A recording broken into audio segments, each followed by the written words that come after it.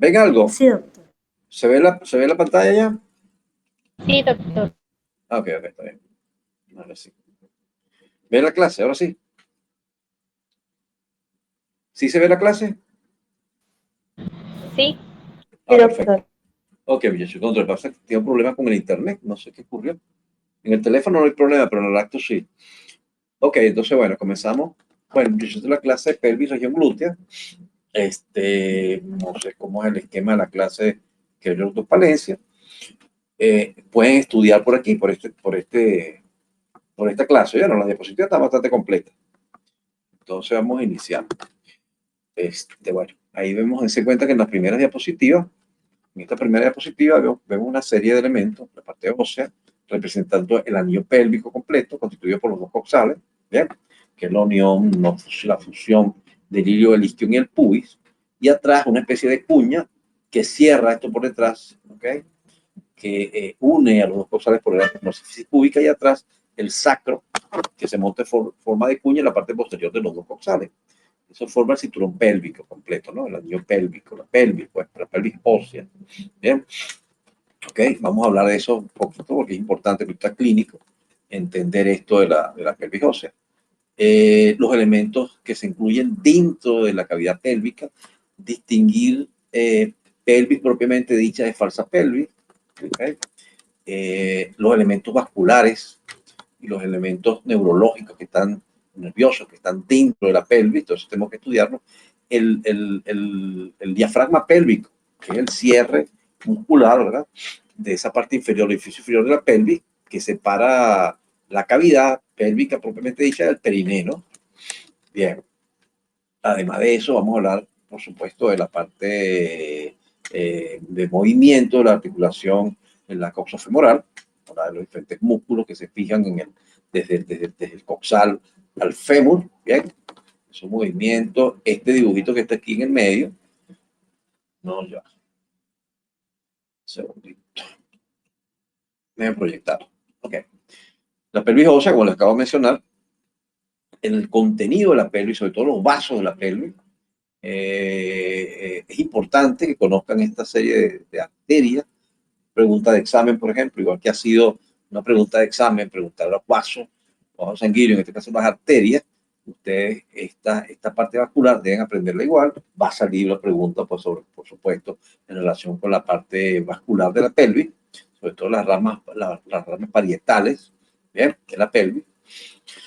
Con respecto a los movimientos que realizan los diferentes músculos pelvitrocanterios, los músculos que están en relación con el coxal y el fémur, sobre todo la articulación coxofemoral, vamos a hablar, por supuesto, de todos estos músculos, los movimientos que realizan, entender la relación de la marcha.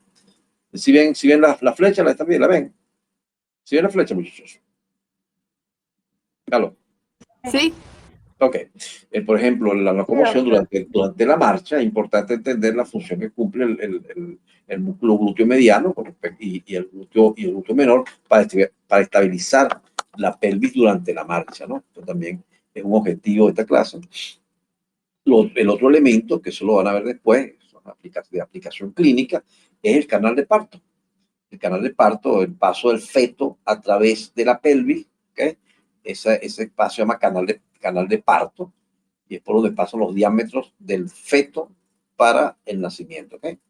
El diámetro promotor suprapúbico y los diámetros, pues, transversos que se van sucediendo a medida que el feto va atravesando ese espacio, ¿no? El espacio pélvico. También es importante tenerlo en cuenta. O sea que la pelvis no solamente cumple esas funciones que hemos mencionado, de tener dentro las estructuras viscerales, la víscera intrapélvica, los vasos, etcétera, sino que también es un elemento importante durante el trabajo de parto. ¿Okay? Bien, la pelvis ósea, entenderla, el estrecho superior de la pelvis, la división entre la pelvis falsa y la verdadera, la parte ósea y los diferentes puntos de referencia, eso también son objetivos de esta clase. ¿Okay? Y bueno, vamos a entrar en detalle. Bien. Esta primera... ¿Aló? ¿Diga? Sí, Con escucho. respecto a la pelvis falsa y a la verdadera, la pelvis mayor es la pelvis falsa, pero ¿por qué es llamada pelvis falsa? Pelvis falsa, disculpe. Porque por definición la pelvis es la zona donde se alojan los órganos los órganos reproductores, pues y la parte final del tubo digestivo. ¿Okay? Entonces se llama pelvis falsa porque pelvis significa bacinete. El bacinete que aloja a los órganos propios, pues a los órganos propios de la pelvis. Por esa razón se llama pelvis verdadera. Y la otra, la que queda por encima, que realmente sirve de sostén a la parte del tubo digestivo más inferior, pues esa es la razón. Pues no hay ninguna, ¿cómo le digo? Importancia una con respecto a la otra. Lo importante es que cuando hablamos de pelvis propiamente dicha, es el área que aloja. Se cuenta que es como una especie de bacinete, es una especie de vasija que recibe ahí como si alojase pues la parte inferior del tubo digestivo de los órganos reproductores. Ok, ya vamos a entender eso en esta diapositiva, ¿verdad? Esta es una foto bastante representativa de esto. Vamos a definir esto. La pelvis es la parte del tronco situada por debajo y por detrás del abdomen. Algunas veces se le considera como parte del abdomen y no es infrecuente usar el término abdominopélvico, porque es un espacio abierto, pues no hay un límite preciso que separe las vísceras, se continúan unas con las otras desde el abdomen hacia la parte más inferior. Entonces, el término abdominopelvis a veces se usa, pues, la región abdominopelviana o simplemente abdominopélvico, cuando uno se refiere en conjunto a los dos elementos. Pero sí hace falta en anatomía distinguir un punto con respecto al otro, ¿no? Que es pelvis propiamente dicho y que es abdomen, ¿no? Entonces, el estrecho superior de la pelvis es el elemento que separa la cavidad abdominal propiamente dicho, cuando hablamos de cavidad abdominal, de cavidad pélvica. Entonces, lo que quede por encima de esa línea que corresponde al estrecho superior, se cuenta aquí en esta foto, en una visión coronal o frontal, miren aquí, este es el estrecho superior de la pelvis. Ya vamos a definir los límites de ese estrecho superior de la pelvis. Por encima de ese punto, ya eso corresponde a abdomen. Ya hablamos de que eso es cavidad abdominal, ¿ok? Por eso esa zona de la pelvis que tiene que ver con el cinturón pélvico, o sea, con la parte ósea, se considera una falsa pelvis, porque está por encima de la que aloja realmente los órganos intrapélvicos. ¿Bien? Entonces, ese estrecho es el límite entre una cosa y la otra. Entonces, todo lo que esté por debajo de esa línea va a corresponder a elementos que se encuentran propios, pues, de esa región pélvica. Se cuenta entonces las fosas ilíacas internas de los coxales, simplemente se toma en cuenta como el límite más inferior del abdomen, sin que exista un límite preciso, pues simplemente ese punto de referencia que hemos mencionado, el plano que pasa justo por el estrecho superior. ¿Okay? Aquí se ve mucho mejor en un plano sagital.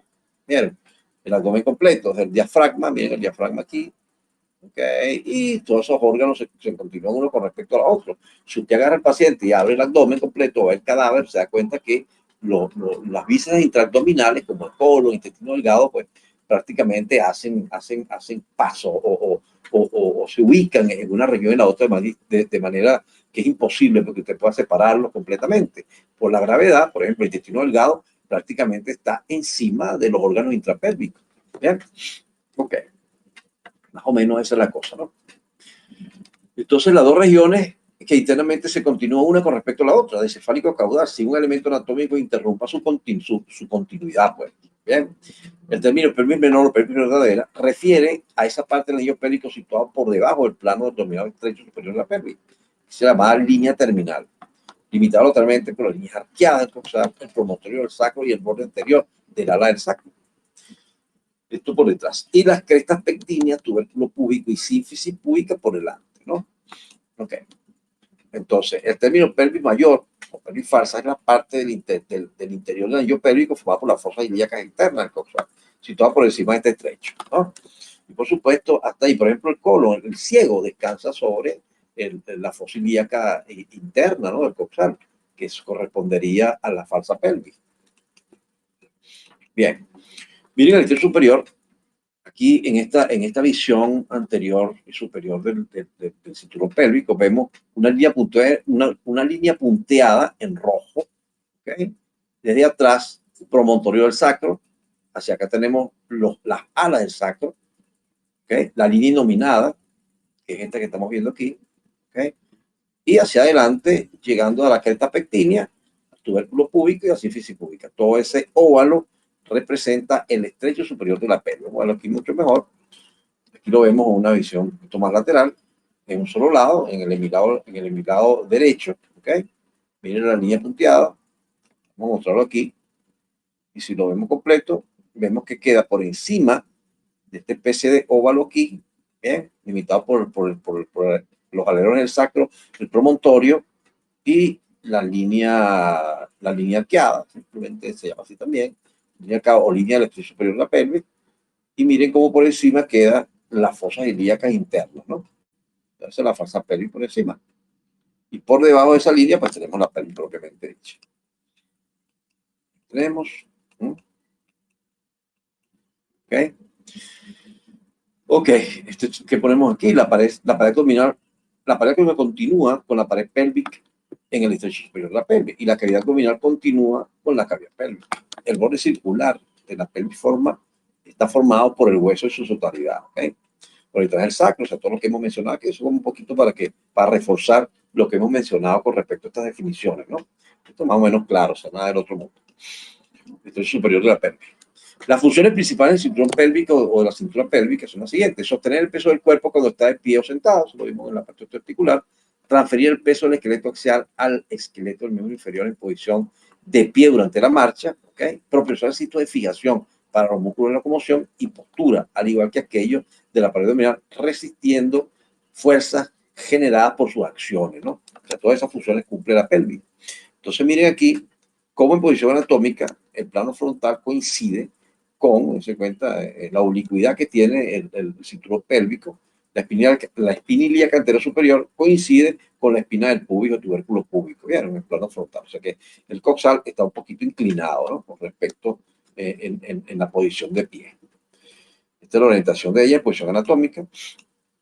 Bien, aquí otra vez el dibujito para que lo entendamos. Miren, esta es la línea terminal del estrecho superior de la pelvis, que acabamos de mencionar.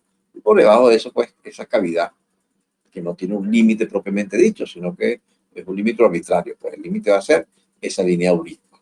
Y por encima, la falsa pelvis. Nada del otro mundo.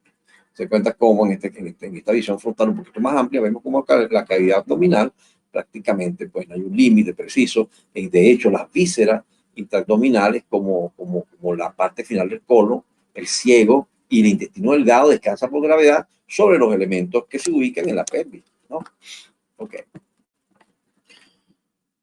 De modo que este espacio en forma de embudo, denominada cavidad pélvica, situado por debajo de la línea terminal, separado del estrecho inferior de la pelvis por la estructura muscular denominada diafragma pélvico, que lo separa del periné, va a alojar la porción inferior del tubo digestivo, la vejiga urinaria, parte distal de los uréteres y parte de los órganos reproductores. Además, el feto la atraviesa durante el parto. Todo eso debemos tenerlo en cuenta cuando hablamos de pelvis. Entonces, aquí tenemos el ejemplo, cómo forma el cinturón pélvico, forma parte del canal de parto. Aquí. De hecho, para determinar de manera clínica o radiológica si ese feto puede pasar a través del canal de parto, entonces esos diámetros, esos infinitos diámetros que hay desde el estrecho superior hasta el estrecho inferior de la pelvis son medidos, ¿okay? Y deben ser mayores que los diámetros biparietales del feto, que son los máximos diámetros que tiene el feto, ¿ok? De modo que si el feto tiene unos diámetros, por ejemplo, el biparietal, que es mayor, que generalmente de 9.5 a 10.5, si tiene un diámetro mucho mayor que los diámetros, por ejemplo, el promotor suprapúbico, que lo máximo que mide son 13.5 centímetros, si es mucho más estrecho que esos diámetros, hay una desproporción fetopélvica y probablemente este niño no puede nacer. O sea, por vía vaginal, pues pueden hacer, pero por cesárea. ¿Entienden? Miren la importancia que tiene entonces entender esto de estas pelvis. A esto se le va a hacer un poquito más de énfasis cuando vean anatomía 2, ¿ok? Y cuando vean, por supuesto, ginecología más adelante, ¿no? Por ahora no. Y miren cómo la cabeza encaja prácticamente entre los diámetros en el estrecho inferior de la pelvis, ¿vieron? Así como está ahí. Entonces, importancia también de la pelvis en esas funciones que cumple. Estructura contenida en la pelvis. Dense cuenta que aquí vemos simplemente una estructura de las paredes, donde vemos diferentes músculos que están tapizando la pared interna de la pelvis, como son los músculos elevados del ano, aquí en esta zona de diafragma pélvico, el piramidal, bien, el ilíaco por encima, en la falsa pelvis, y los otros elementos, pues, con respecto a elementos vasculares, ¿ok? Elementos vasculares como la parte final de la ilíaca, de la que es común, dividiéndose en ilíaca externa, ilíaca interno hipogástrica, las venas satélites, por supuesto, que son las venas ilíacas comunes, formarán la cava por encima, ¿ok? Y además de eso, elementos importantes como la parte final del tubo digestivo, que ven, por ejemplo, esta zona de aquí que está en la parte de atrás, vamos a tener al recto en esa área, tenemos al útero, la vejiga urinaria por delante, etcétera. Todos esos elementos, y la parte final de los uretres en verde aquí, miren, todos esos elementos intrapélvicos. Claro, se va a hacer énfasis en eso cuando estemos ya en anatomía 2, cuando vamos a estudiar los órganos intrapélvicos. Pero de aquí tienen que llevarse esa idea. Y la parte vascular, por supuesto, es muy importante. La parte de la vasculatura parietal de la pelvis, que forma parte objetivo de esta clase. Bien, ahí está. Órganos reproductores femeninos y órganos reproductores masculinos, por supuesto. Entonces, aparte de todo lo que vamos a mencionar, el recto atrás, la vejiga, en el hombre tenemos la próstata, bien, y los elementos que forman el punto de frente. Todo esto está aquí. Ok, entonces, dentro de las articulaciones que tenemos aquí, vamos a tener la pelvis, tenemos que recordar parte de la pelvis, de la parte articular, la pelvis ósea propiamente dicho, recuerden, pues, formada por los ilíacos de ambos lados, unidos por delante por la sífisis púbica, y atrás por la de cuña que le forma el sacro, ok, bien, algunos ligamentos, la articulación sacroiliaca, el ligamento sacroescéptico mayor, sacrotuberoso, y el ligamento sacroescéptico sacroespinoso, son importantes. ¿Por qué? Porque habíamos estudiado unos agujeros que vamos a limitar, se van a limitar por estos ligamentos, sobre todo el ligamento sacroescéptico mayor y el sacroescéptico menor. Miren una visión posterior del sacroescéptico mayor o sacrotuberoso, ¿ok? Y el otro que es el sacroespinoso, porque termina en la espina ciática. Entonces miren una visión anterior, el agujero ciático mayor o sacrociático mayor y el ciático menor o sacrociático menor, ¿ok? Que está en el número 13. ¿Bien? Hay que recordar esto. Puntos de referencia bioscópicos, la espina ilíaca anterosuperior. Van a recordarla a ella porque se toca. Fácilmente se palpa y hay un punto de referencia. El otro elemento que se palpa va a ser la espina del pubis o tubérculo púbico. ¿Okay? Recuerden que de ahí va el ligamento inguinal. ¿Sí recuerdan? ¿Sí? Ok, el ligamento inguinal, ¿recuerdan? De la espina ilíaca anterosuperior a la espina del púbico. Bien. Ok, vamos a ver en esta visión lateral. Tenemos el agujero sacrociático mayor o ciático mayor, ¿bien? El agujero ciático menor o sacrociático menor. Pues, pasando aquí, ya, discúlpenme. Hay que usar las flechitas. Bien, muchachos, ya. Discúlpenme que se apaga un poquito aquí. Bien. Ok, agujero sacrociático mayor, sacrociático menor. Aquí, en el agujero obturador, vamos a tener a la membrana obturatriz. Y por encima hay un espacio que comunica con el surco subpubiano, ¿no? Entonces queda un conducto subpubiano o simplemente conducto obturador. Es importante recordar estos elementos, las estructuras que son atravesadas por estos agujeros, cómo comunica la pelvis con el abdomen, la región glútea y la región del muslo, la región anterior del muslo, posterior del muslo. Todo eso debemos tomarlo en cuenta a la hora de recordar estos espacios, ¿ok? Entonces miren, el agujero sacroescéptico mayor, el agujero sacroescéptico menor, el conducto subpubiano o conducto obturador también se le llama, justo en este cotadura que limita la membrana interósea en la parte superior de ella, la membrana interósea, pero la membrana obturatriz en la parte alta de esa cotadura, coincidiendo con el surco del obturador o surco subpubiano, ¿bien? Por donde pasa el nervio obturador. Bien. A ver, aquí tenemos agujero, ciático menor, ¿ok? Bien. Y aquí, miren esta flecha anterior que pasa por debajo del ligamento inguinal, nos decía en la clase de ayer, los diferentes elementos que atraviesan este hiato dividido en dos espacios, una laguna vascular y una muscular, por donde pasan los vasos femorales, en este caso en relación con la parte medial de este espacio, o sea, en la laguna vascular, y en la laguna muscular que pasa en la zona de entrada del músculo psoas-ilíaco, que insertarse en el trocánter menor del fémur, y además de eso el nervio femoral. ¿Okay? Entonces, vamos a recordar eso. Esta que está en la parte anterior, buscando el conducto subpubiano, ¿okay? O simplemente conducto obturador, por ahí pasa esta rama del plexo lumbar hacia el compartimiento medial o aductor del muslo, recuerda, el nervio obturador. ¿Bien? Aquí tenemos entonces otra flecha en la parte posterior, cómo comunica entonces el agujero sacroesciático mayor con la región glútea. ¿Bien? Y el agujero sciático menor también con la región glútea. ¿Okay? Eso vamos a recordar. Y así van a estudiar. Entonces, la estructura de la pelvis permite establecer espacios por los cuales las estructuras vasculonerviosas pasan de una región a otra, permitiendo una continuidad anatomofuncional con la cavidad abdominal por arriba, con la que se comunica libremente, como ya hemos mencionado, la región glútea y compartimento posterior del muslo, hacia atrás y hacia adelante, entre los bordes anteriores del coxal y el ligamento inguinal, con el compartimento anterior del muslo.